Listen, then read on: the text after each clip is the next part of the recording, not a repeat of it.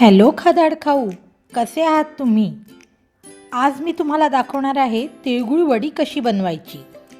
मकर संक्रांतीला जर तिळगुळाचे लाडू खाऊन कंटाळा आला असेल तर सेम इन्ग्रेडियंट्स वापरून तुम्ही अतिशय कमी वेळात ह्या वड्या बनवू शकता.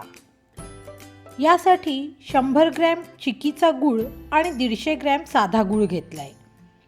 पाव किलो पॉलिश तीळ घेतलेत. सुंठ पावडर आणि वेलची पूड एवढेच मेन इन्ग्रेडियंट ह्या रेसिपीसाठी लागतील. एका पॅनमध्ये तीळ घेऊन मंद गॅसवर भाजायला ठेवायचे. मध्ये मध्ये ते परतत राहायचे. तिळाचा रंग हलकासा सोनेरी झाला आणि छान भाजका सुवास दरवळायला लागला की गॅस बंद करायचा. साधारण 10 मिनिटात तीळ भाजून होतील. आता हे तीळ थंड झाल्यावर मिक्सरच्या मोठ्या भांड्यात घ्यायचे. मिक्सरवर डाव्या बाजूला जे पल्सचे ऑप्शन असते ते वापरून अगदी 4 ते 5 वेळा प्रत्येकी 1 सेकंदासाठी पल्सवर फिरवून घ्यायची. जर नेहमीसारखा मिक्सर फिरवला तर तिळाची चटणी तयार होईल. जाडसर अशी पूड वाटून घ्यायची. आणि हो, सबस्क्राईब केलं नसेल तर सबस्क्राईब करा, फ्री आहे ते. आणि सोबतच्या बेल आयकॉनवरही क्लिक करा. आता त्याच पॅनमध्ये गूळ गरम करायला ठेवायचा. गॅस मध्यम आचेवर ठेवायचा. आता ह्यात एक मोठा चमचा तूप घालायचं. गूळ वितळत आला की त्यात 3 चमचे पाणी टाकायचं.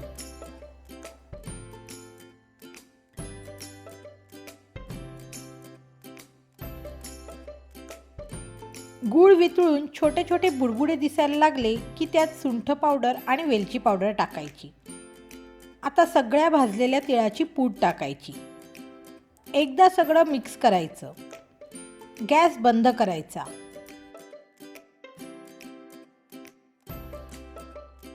हवा असल्यास थोडा केशराचा अर्क टाकायचा.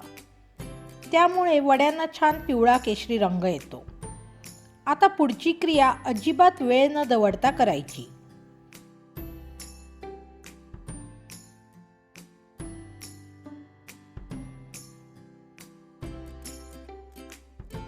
एका ट्रेला तुपाचा हात लावून घ्यायचा. त्यात हे मिश्रण ओतायचं. हाताने थापायला गेलात तर चटका लागेल. तेव्हा वाटीच्या मागच्या बाजूस तुपाचा हात लावून मिश्रण पसरून घ्यायचं.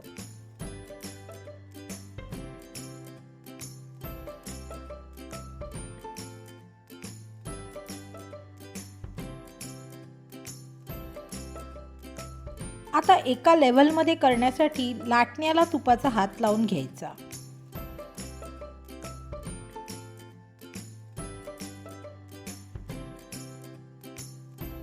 हळूहळू लाटणं फिरवत एका लेव्हलच्या वड्या तुम्हाला बनवता येतील.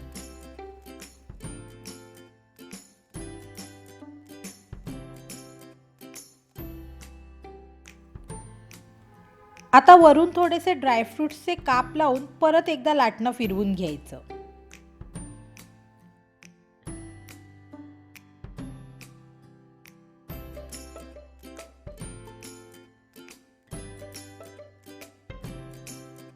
असं आपल्याला हव्या त्या लेव्हलमध्ये लाटून झालं की पिझ्झा कटरच्या साहाय्याने लगेचच वड्या पाडायच्या. जर लगेच ह्या वड्या कापल्या नाहीत तर हे मिश्रण थंड झाल्यावर सेट होईल आणि मग वड्या पडणार नाहीत.